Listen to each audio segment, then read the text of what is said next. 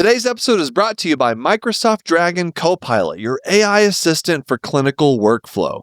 To learn more about how Dragon Copilot can transform the way you work, stick around after the episode or visit aka.ms/knock-knock-hi.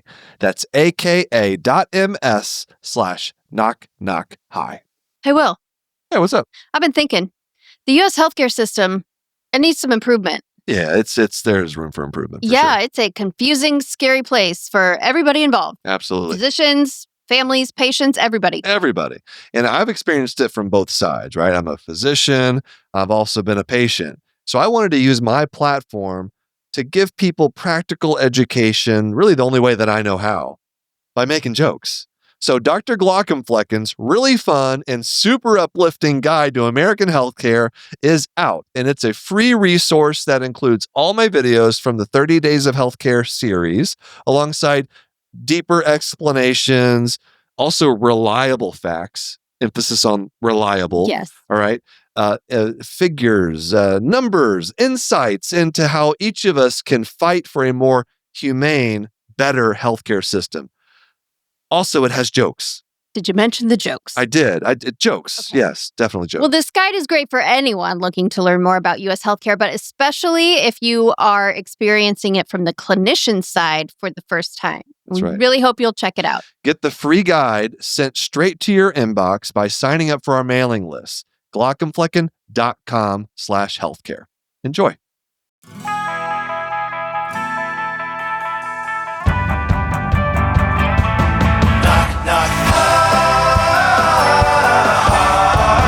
Knock, knock. Hi.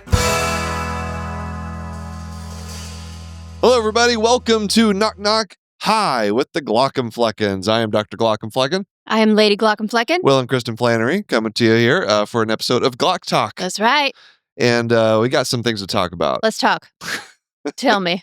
So I just got back from a speaking engagement. Yes, in Chicago. I was in Chicago. I went to talk with a wonderful group of medical staff. These are my favorite speaking engagements. Like, I like the keynotes at the big conferences. Yeah. Like, those are fun. But this was like a wellness event that they were billing as a comedy night. Right. Where you're just entertainment. Yeah, that's all I have to worry about. Education. I just have to entertain. I don't have to submit educational CME, learning objectives and things. And most importantly, there was a nice cocktail hour before the show. Oh, that always helps. It was comedian. Evening time. People are in a good mood. A lot of times keynotes are like 7:30, 8 a.m. and it's people are not caffeinated yet. They're not quite caffeinated enough. Mm-hmm. And then I have to try to make them laugh. And so it's a little bit of a challenge. You do it though. I've seen it. It happens. It does happen. But I have a couple things. One, I was curious about you because you also give talks. Mm-hmm. What is your, in this situation where there's maybe a little bit of drinking that can happen beforehand? Yeah. How do you operate in front of an audience after you've had a drink or two? Do you think that helps you or hurts you? Let's be clear. We are not drinking before our talks. Well, that's what I'm asking you. Just hypothetically. Because in the comedy world, I've been to a lot of comedy shows, a lot of comedy clubs. Yeah. And it's not unusual for the comedian to even go on stage with a drink. Sure, a comedian. I'm not going on in the capacity of a comedian, so for me it's a little bit different. But so in the keynotes, also at 7 a.m., I have not had a cocktail prior to that. Well, no, not that. But for our live show, yeah, I do like to have one glass of wine exactly before, because that is just enough to take off the edge of any stage fright or getting in your head about things. And it makes me really one glass of wine is the perfect amount of, I'm just I am not impaired, but I'm just happy. So it helps, it just relaxes me. It takes the anxiety down. See, I am very, it would be very easy for me to have drinks before I go on stage, but I don't. I choose not to. Right. I don't know why. I think it just I feel like it affects my comedic timing a little bit. Probably, yeah. But then other comedians are not like that at all. So I don't know. And then so this one, after I got off stage, during the meet and greet, I just had people bringing me drinks. Yeah. Well, listen, has it ever occurred to you that other comedians are functional alcoholics? So maybe that's not the metric to measure yourself there's against. a good amount of functional alcoholism going on, but also it's not as straight laced, and it can be a little bit more buttoned down. But Right. so it was a great event. Did a little Q&A afterwards. Yeah. And I had an interesting question that I want to hear your answer to as well. So one of it was a lot of like very serious questions, some fun questions, but this Why did one, you have serious questions at an entertainment event? Well, part of what I do talk about the healthcare system in a funny way during my talk, and so it does bring up some like questions about like what the hell can we do to like actually make this thing better? Yeah. Which is not the most happy-go-lucky conversation to have, but. Right. But the last question was, would you encourage your child to go into medicine? Mm-hmm. We get this a lot. And up until like a couple of years ago, I would say, yeah, it's great. It's a great field. It's very rewarding to practice medicine. Like, I'm not so sure anymore. Yeah. I don't know. What are your thoughts? If let's say our oldest was like, ooh, I think I want to go to medical school. First of all, that one would never, but probably not. That is not in the cards for her. But I think that they would have to really like not be able to do anything else and be happy. Yeah. If that was the case, then I would say go ahead with my blessing. But if there was anything else that they can do to earn a living, a decent living, and still be happy, that is not medicine, I would definitely encourage them to go that way. One of the, I'll just bring it down for a second, but like when I was doing CPR on you, I remembered thinking, why did we do all that? Because now that was like honestly in your head. Yeah, as you were doing it? because what was happening is like our life together was sort of flashing before my eyes as I was just thinking about us as, college students a lot of time and all to the way think about through. things. It was 10 minutes. So I was thinking if I could do it again, knowing that, if this is how it ends, I would not do that again. I would not want us to do medical training again. Like, just I don't blame you. enjoy your life. Yeah. But that is a very dramatic example. Not everyone tries to die in their 30s. Here's where I've settled on this. Similar to you, if she is like absolutely dead set, like I know this is what I want to do. I'm going to support whatever it is. I'm going to support. But here's what I'm going to recommend. I want her to go through a prior authorization process. Yes. First, before she makes that decision. We could set it up. Obviously, she doesn't have any like medical, training or anything. But even if it's like she wants to, if there's something she wants to do, like she wants to go on she's like 18 and wants to go on a trip with her friends. Yeah. Just to like get prior authorization for that. And I get to put her through the prior authorization, get a peer-to-peer review. She'll get a denial. Who would the peer be? Because it's never actually a peer. So who would you hire as the peer? It would probably be her younger sister. Okay. Yeah. And so she'd get a denial. Of course. And she'd have to figure out how to appeal that denial. There would be a step-by-step process or how to make that work. There'd be a lot of time on hold. Yes. And by the way, she also, while doing that, will have a list of other tasks she has to complete while she's having to do this. She's having to do her homework or something. Yeah, while exactly. She's doing that. Yeah, like to have like a test for her to do while she's having to figure this out. Right. And then during that, she's getting negative reviews on from other people in her life. So anyway.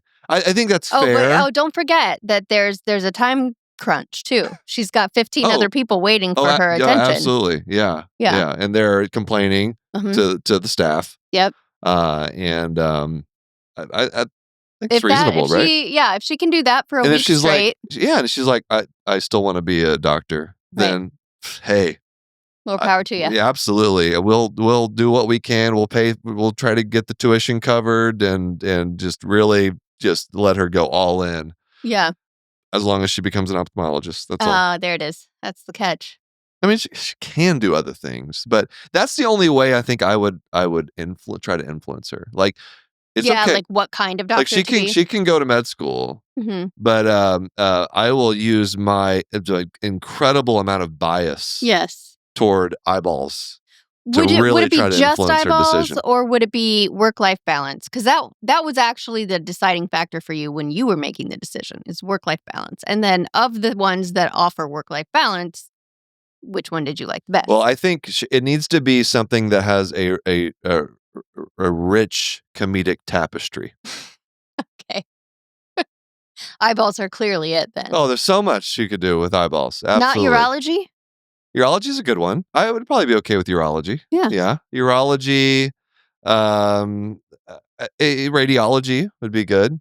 There's comedy in radiology? I think you could find. I'm not good at it because I haven't spent a lot of time in radiology, but You know what? You know what you need to do? What? You need to shadow some people. For content research. Shadow. Go as a 40-year-old practicing ophthalmologist, go shadow a radiologist. You do. Oh my God. If anybody out there wants him to come and shadow you, can I shadow? Send an email to knock-knock-hi. Well, we could do that for some of human-content.com. Some of these specialties that I haven't covered. I could shadow like a plastic surgeon. Right. Because that's the reason when you don't cover things, it's just because you don't have any material. You don't have the foundational knowledge to be able to do it. Part of what I did at the show in Chicago was at the beginning, I was just like trying to figure out who the audience was. So I was like shouting out the different specialties and I'd make jokes about them. Right. And then one of them was an allergy specialist and I just had nothing. Uh-oh. Which was funny in and of itself. I was just like, I was like, I got nothing. I got nothing for you. Best of luck to you in your endeavors. That's someone I need to be shadowing. Oh, yeah. Try to figure out what the hell to do with an allergist. Right. So that's a good idea. Yeah. I'm never going to do it, but oh, you should. When am I going to find people would let you do that? Oh, I'm sure people would let me. Yes, but the only way you could do one every Monday afternoon. The only way that it would work and it would be worth it is if I made that into content.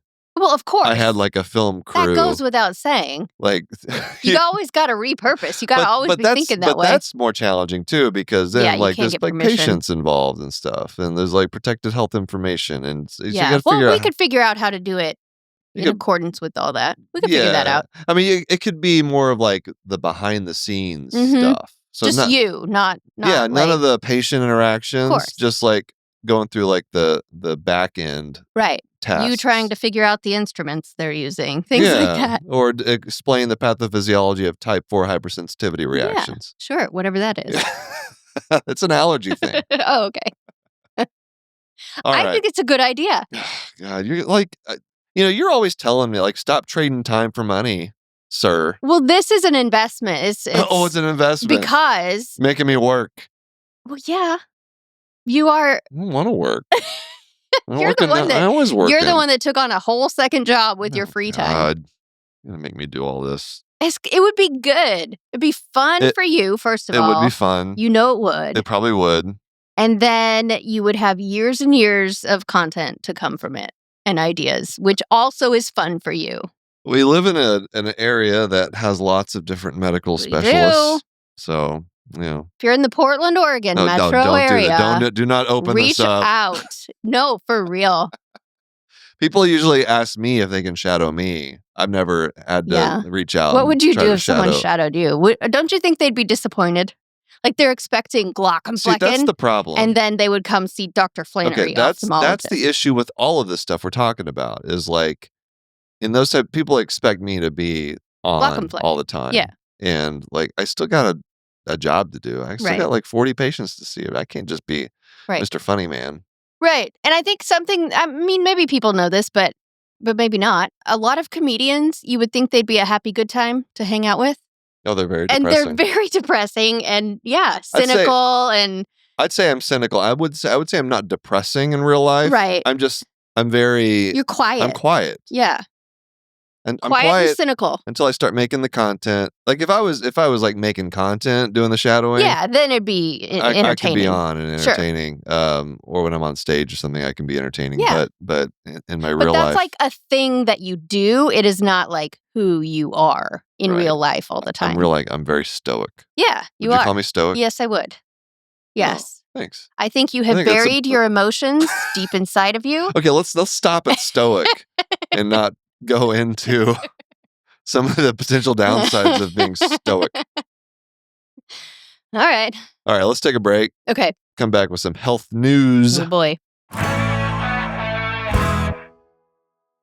Hey, Kristen. Yeah. I've been, grossing you out about these Demodex mites, although I'm not sure why. They look like adorable. Well, these are cute, but it's the real ones that kind of freak me out a little bit. Yeah, but I have some new facts to share with you about great. Demodex. All right. These mites have likely lived with us for millions of years. Oh. Yeah. Does that make you feel better? No. Like they're passed down through close contact, especially between mothers and babies. Oh, wow. Such a special gift for our daughters. They're born, they live, they crawl around, and then they die on your eyelids and in your lash follicles. Their entire life cycle lasts about 2 to 3 weeks, all spent on your eyelids. Well, thank you for This isn't helping, is it? No. How do I get rid of them? Well, it's fun to gross you out, but we do have all of these. It's really common, but there is a prescription eye drop to help with these now. Okay. That probably excites you. That makes me feel better. Any way to get rid of them, right? That's right. All right. Sign me up. Visit Mites Love Lids to learn more about Demodex blepharitis, which is the disease that these little guys cause. Sure. Again, that's MITES Love Lids, LOVELIDS.com to learn more about Demodex and Demodex blepharitis and how you can get rid of it. All right, some health news. Okay. I've actually you get to choose. Ooh, let's choose your own adventure health news. I was like, where? There's so many things. There are where do you even start? Exactly. All right, so here we go. We got Walgreens selling to private equity.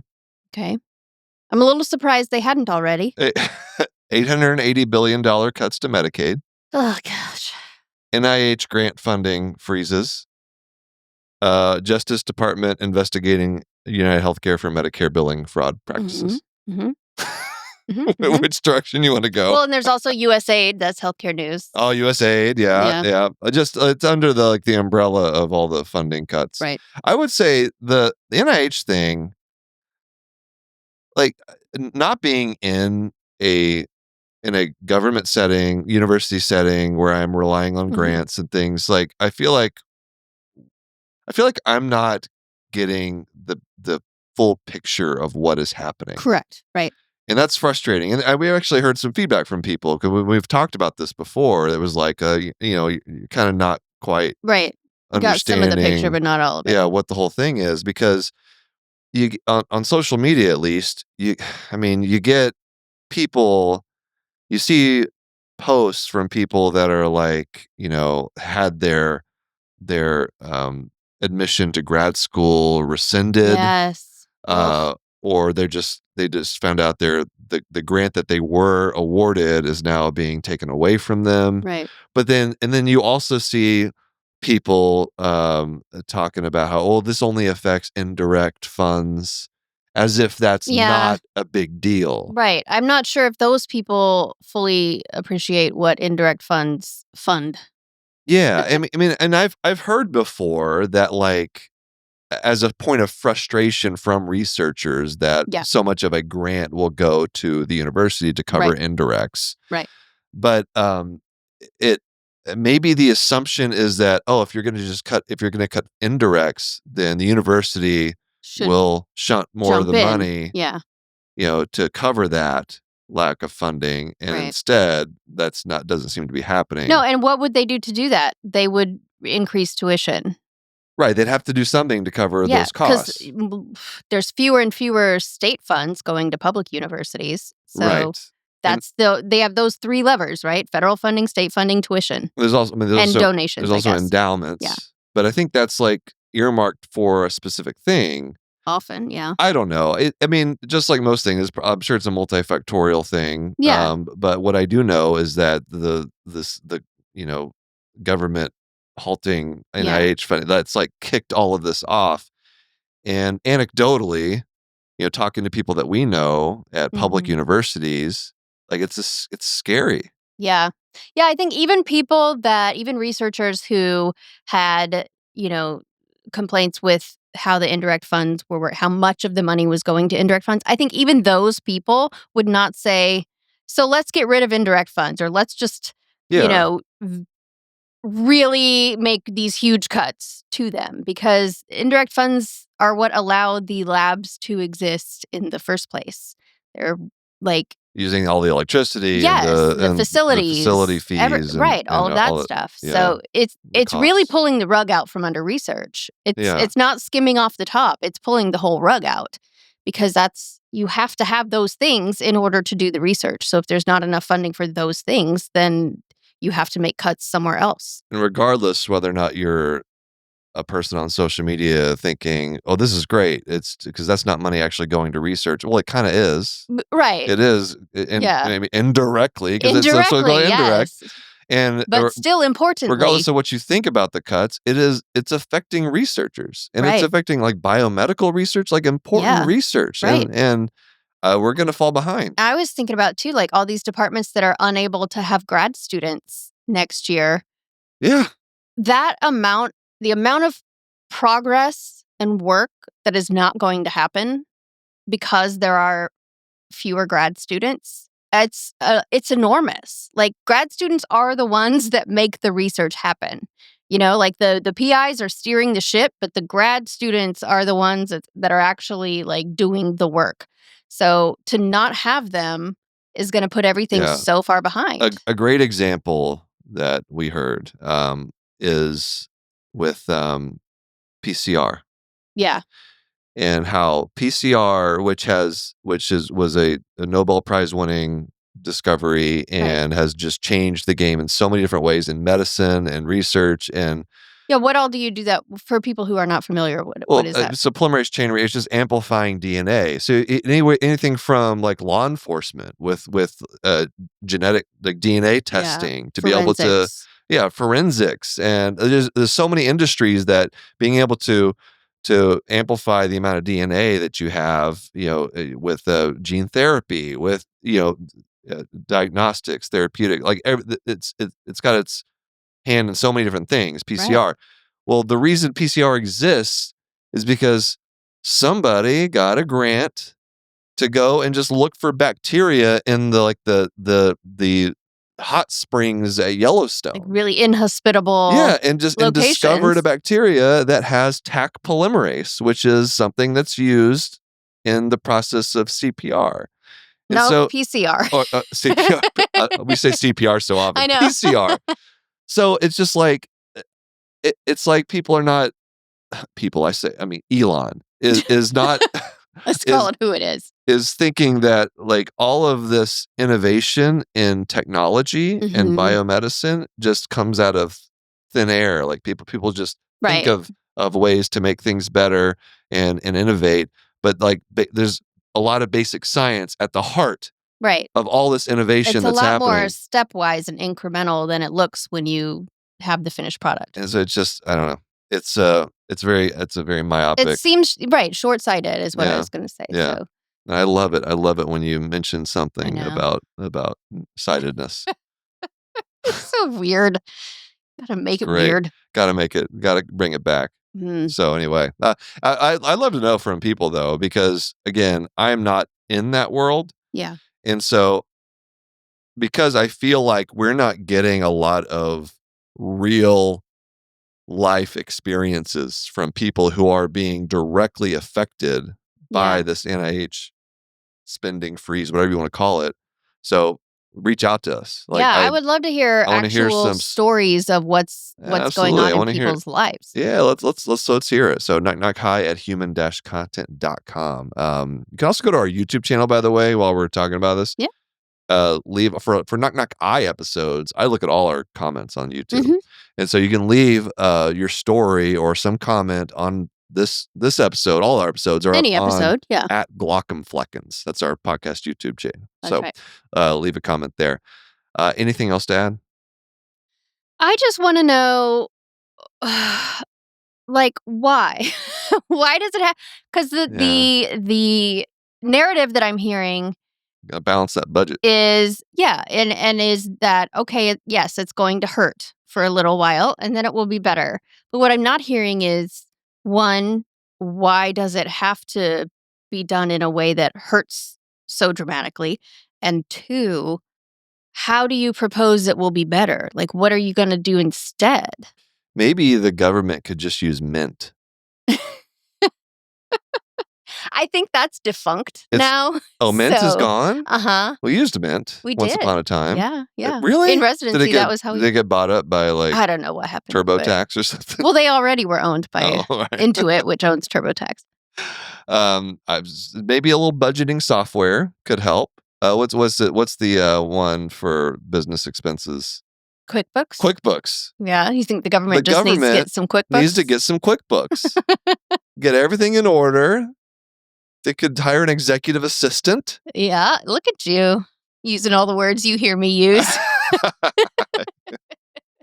You did. You taught me all those words. I don't know what I'm talking about right now. But it's not just NIH, right? It's I mentioned widespread. the $880 billion cuts to Medicaid. Mm-hmm.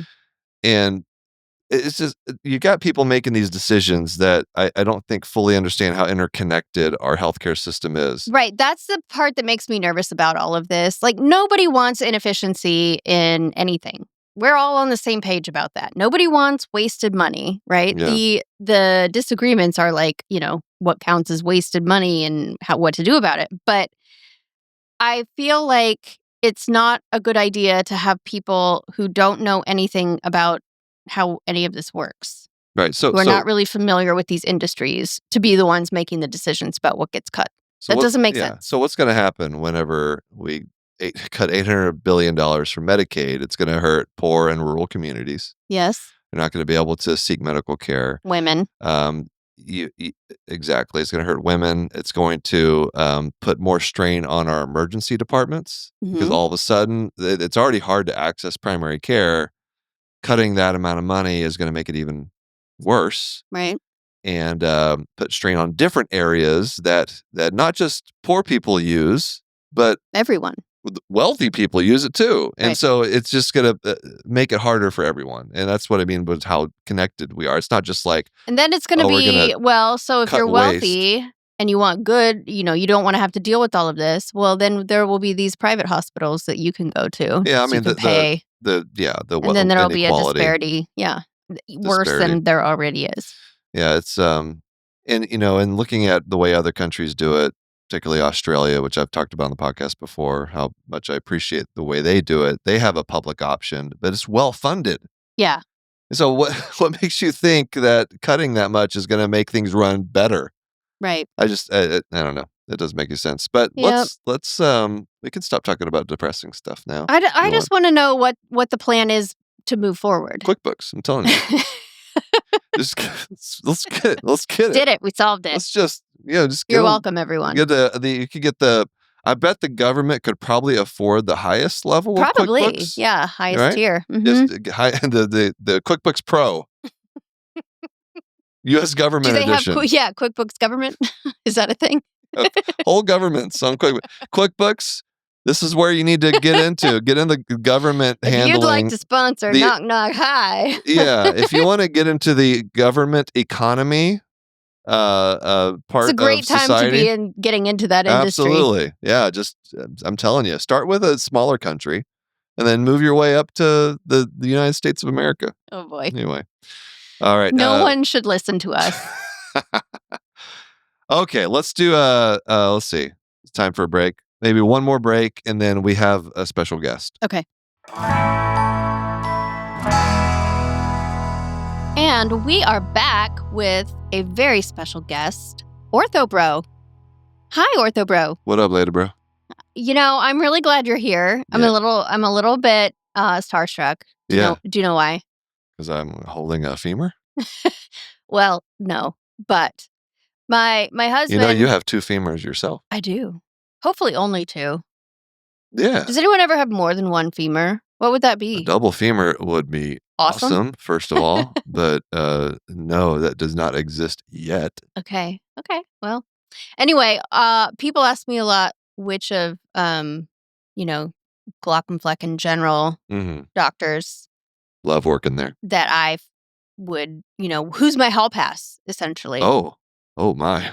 I gotta say, Ortho's probably my hall pass. Lady bro. Yeah. Did you know that? Oh my goodness. Because you are kind. Thank you. And you seem like you would not be intelligent, but in fact you are. I'm also, super strong. Oh yes, and you're super strong. Oh yeah. For sure. How could I forget? I'm so sorry. You have such large muscles. That's amazing. Look at that bicep. Yep, absolutely. Mm-hmm. Well, thank you. I really appreciate that. Yeah, you're welcome. Yeah. Well, you are here today to talk about something in particular. I did. I brought something to discuss with you. Okay. Later, bro. What would you like to discuss? I am sick and tired of this. There's lots of things being said about Glauc and Fleck General Hospital and about the things that happen there. Okay. I've been there a long time. Mm-hmm. And we need to discuss real bones versus fake bones. Oh, okay. Because there are some things I don't agree with. Okay. And they're really frustrating me. Well, okay, what are they? Bones are important. Mm-hmm. All right. The most important part of the human body. Sure. Arguably, but I don't think I think it's not arguable. Okay. All right. Name one thing that's better than bones. Name one thing. Eyeballs? No. That's not true. Okay. There are no bones in the eye. That's true. Try again. Okay. What's more important than a bone? A heart. A heart? You gotta have your heart and you gotta have your brain. But no. Okay. Okay, you're just wrong, and I'm not going to explain why. Okay, I'm sorry. But we need to talk about what is a real bone and what's a fake bone. Okay. All right. Teeth. Fake bones. Fake bones. Fake bone. They're not bones. They are what the ancient Romans called faux bones. Faux bones. Interesting. Faux bones. They're not real. They are like mineralized tissue, enamel. That's not a bone thing. Huh. That's tissue. It's tissue. Yeah, but it's different. It's different than a real bone because a real bone can heal itself. That's what makes it amazing to have bones. Look at this bone I'm holding right here. Yeah. If I broke it in half, it'd heal. It'll heal on its own. Even outside of a human body. Absolutely. Wow. Probably. I don't know. There are studies, but they're, inconclusive. Well, they're not. They're good studies. Anyway, we don't have to go into detail. But the teeth do not heal. And once you lose your teeth, they're gone. Mm-hmm. That's not a bone.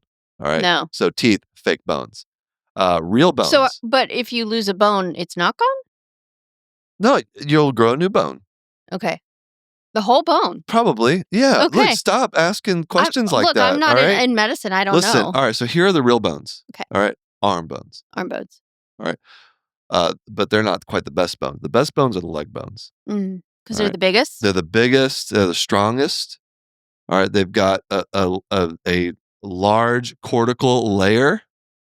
Lots of fun contours. Uh-huh. All right. So leg bones, arm bones, shoulder bones are real. Okay. Our shoulder bones are real. Hip bones. Anything that I can get my hands on. Yeah. And replace joint replacements, all that. Those are real bones. Okay. How do you feel about the spine? Spine are real bones. Okay. All right. They're like second tier bones. Okay. So a little smaller. Yeah, they're fine, but they're not leg bones. Ooh, leg bones are the gold standard. A question. Shoot. Are there ear bones? Okay. You're gonna bring up ear bones already? Yeah. Listen. Ear bones are they're not quite fake bones, but they're second class bones. They're poverty bones. They are second class bones. So on par with the spine. No, spine's better. Okay. But maybe third class. Have you seen how small ear bones are? They are very small. You can't X-fix an ear bone. Probably not. You can't bore a hole through an ear bone and stick a rod in there. Yeah. What kind of a bone is that? You need some tiny instruments to get in there. No. And then if you're just using tiny instruments, you might as well be an eye doctor. Right. Like, that sucks. That sucks. Ear bones are not real. All right. Okay. They're real, but they're barely real. Okay. Okay. All right. Let's other bones that are on the same level, maybe a little bit better than ear bones, or your kneecap. Mm. Do you really care about kneecap? It's like floating there on top of the leg. I don't know. I'm not real impressed. Okay. Also, feet. Feet bones. No one likes the feet. What about finger bones? Fingers they're decent. Like, you use those a lot. You use those to like lift heavy weights. So like there's something there. Feet, you don't really need feet. Okay. Well, but I have a question. I mean, you need feet, but they're not as important. Without your feet bones, how would you do leg day?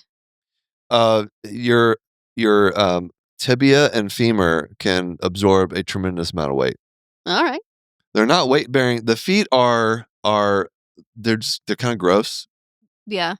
And just not as special. Okay. All right. So let's get to the rest of the bones. Okay. I'm sorry. I keep interrupting. Yeah, it's okay. These are all fantastic questions. Like, can a bone grow back after you remove it? Like, those are reasonable questions that science is in the process of answering. Okay. Medicine bones. Oh. All right. So these are their bones, but not almost not even worth learning about. Okay. Like the skull. Uh-huh. You don't even repair skull fractures. Like, you just kind of let it be, I think. And it repairs itself, as you said. Someone maybe does something with them. I don't know. Not me, though. No, I'm too busy operating on the most important bones. Okay. Ribs. Ribs, yeah. You don't need ribs. No? I mean, these are bones. Medicine bones protect your organs. Mm-hmm. And so, just by virtue of that, you know that the bones are more important than the organs. Oh, okay. Because they're protectors. Withstand They're protectors. Right. Yeah. Okay. But the thing is, don't you think that something being protected might be an indicator of importance? No, I think the heart and the lungs are not very appreciative of the protection that they get. I see. So who's more important, the president or the Secret Service? No. Okay, let's go on. The other medicine bones. So we got the ribs. Yeah. The heart and lung, or lungs. You got the sternum. The skull, the sternum. Yeah, it's kind of, that's a glorified rib. Okay. How do you feel about collarbone? Collarbone? No, I'm cool with collarbones. Okay. Yeah. The coccyx. Okay. That's barely a bone to even be worth considering. It's a medicine bone. It protects your butthole. Okay. I haven't looked at that anatomy very closely, but it's probably that's probably true. Okay. All right. And then there's another bone called a hyoid bone. What's that? I think it's made up. I don't think it really exists. Have you ever seen it? No. Okay. No. Where is it somewhere supposed to in be? the neck area? Okay. I don't know. So anyway, that's your bone breakdown. All right. Real bones, fake bones. Gotcha. Thanks for letting me join. You're welcome. Anytime you can come back on and you can tell us more about who hurt you. Medicine doctors. Mm-hmm. But anyway, thanks. Yeah, maybe next time. Okay. Later, bros. Thank you, Ortho Bro, for joining us on Knock Knock Hi. Insightful as always. And thank all of you for listening. Tell us who else you want to hear from Glauc and Flecken General Hospital. Anybody else you want us to have on to talk to, interview? Have any thoughts about what we talked about today? Send us your stories at knockknockhi@human-content.com. Lots of other ways to hit us up too. You can visit us on all of our socials. We are on just about everything. Make sure you go to our YouTube channel at Glaucum Fleckens, or kick it with our Human Content Podcast family on Instagram and TikTok at Human Content Pods. Hey, I'm back. Oh, good. Here you are. Yeah, I wouldn't want you to have to do the whole outro yourself. I know, I was getting a little nervous. Yeah, did you enjoy your time with Ortho Bro? I always do. You know that. I think you have a little thing for him. I have a little crush on Ortho. Thanks to all the great listeners leaving feedback and reviews. We love those. If you subscribe and comment on your favorite podcasting app or on our YouTube channel, we can give you a shout out. Like, what do you know on Apple, who said, I love it. Oh, love it. I love when people use EYE in place of the letter I. That's a surefire way to get me to shout you out on this podcast. Oh, great. All right. It says, I love it. Not in the medical field, but I really enjoy listening and learning. The conversations are insightful, and your take on insurance, especially eye-opening. Oh, it's 2 eyes in brilliant comment. Appreciate the work you do. Keep the great episodes coming. Thank you. What do you know? Full video episodes are up every week on our YouTube channel at Glauc and Fleckins. We also have a Patreon. Lots of cool perks, bonus episodes, react to medical shows and movies, hang out with other members of this wonderful community. We're there. Early ad-free episode access, interactive Q&A live stream events, much more. GlaucandFlecken.com. Patreon.com/GlaucandFlecken, or go to GlaucandFlecken.com. Speaking of Patreon community perks, new member shout out, Hawkeye MD. You think they went to Iowa? Ooh, I would hope so. I hope so, yeah. Love everybody from Iowa. Shout out Iowa. Thank you, Hawkeye MD. Shout out to the Jonathans, as usual. Patrick Lucia C., Sharon S., Edward K., Stephen G., Marion W., Mr. Granddaddy, Caitlin C., Brianna L., Mary H. K. L., Keith G., Jeremiah H. Parker, Muhammad L., David H. ×2, Kaylee A., Gabe, Gary M., Eric B., Marlene S., Scott M., Kelsey M., Joseph S., Dr. Hoover, Sean M., Hawkeye MD, Bubbly Salt, and Shawnee D. Patreon roulette, random shout out to someone in the emergency medicine tier. Mr. Spock. Hey. Awesome. Mr. Spock, thank you for being a patron, and thank you all for listening. We're your hosts, Will and Kristen Flannery, also known as the Glauc and Fleckins. Executive producers are Will Flannery, Kristen Flannery, Aaron Cordy, Rob Goldman, and Shanti Brook. Editor-engineer is Jason Portizo. Music is by Omer Benzvi. Emmy winner. Yes. Omer Benzvi. That's right. We have an Emmy winner. Emmy women. Emmy. We have 2 winner, Emmy winners. Who is involved in this podcast? 2 of them. Right? Shanti Brook and Omer Benzvi. Yeah, we're very lucky here on Knock Knock High. To learn about our Knock Knock High's program disclaimer, ethics policy, submission verification, and licensing terms, and HIPAA release terms, go to GlaucandFlecken.com or reach out to us, knockknockhigh@human-content.com, with questions, concerns, or any fun medical puns you have. Knock Knock High is a human content production.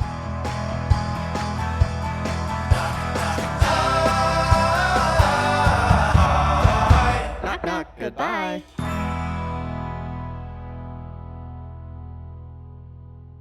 Hey, Kristen. What? You want an assistant? I would love an assistant. I bet you would. I don't want just one, though. I want many. Many assistants? Yes, I've got a lot of work. Well, I can give you something that does the work of many assistants. Okay. Have you heard of Microsoft Dragon Copilot? Oh, I have heard of this. Yeah, this is an AI assistant for clinical workflow. Mm-hmm. It's amazing. It transforms the way clinicians work. It's like a little Jonathan. Yeah. Doing lots of things for you. One of those things is helping you get information faster. Oh, yeah. That's nice. This is one of the things I love most about it. Like, you just ask and you can get answers on a wide variety of clinical topics with citations. Sometimes, like, we have to like do research to like try to jog our memory about certain things. Yeah, there's a lot to think about in medicine. Right, and new stuff coming out all the time. Well, Microsoft Dragon Copilot can just make that process faster and give you citations that lead you. You can look up the latest evidence about things, guidelines. It just makes that whole process seamless. I like it. To learn more about Microsoft Dragon Copilot, visit aka.ms/knockknockhigh. Again, that's aka.ms/knockknockhigh. Thanks for watching the episode. You can find more on that playlist over there. If you prefer to listen, or you just had your eyes dilated, you can binge full episodes wherever you get your podcasts, or join the party over on Patreon, where you get early access episodes, hang out with us, get lots of exclusive bonus content. Help you subscribe, leave a comment below. Let us know what you think.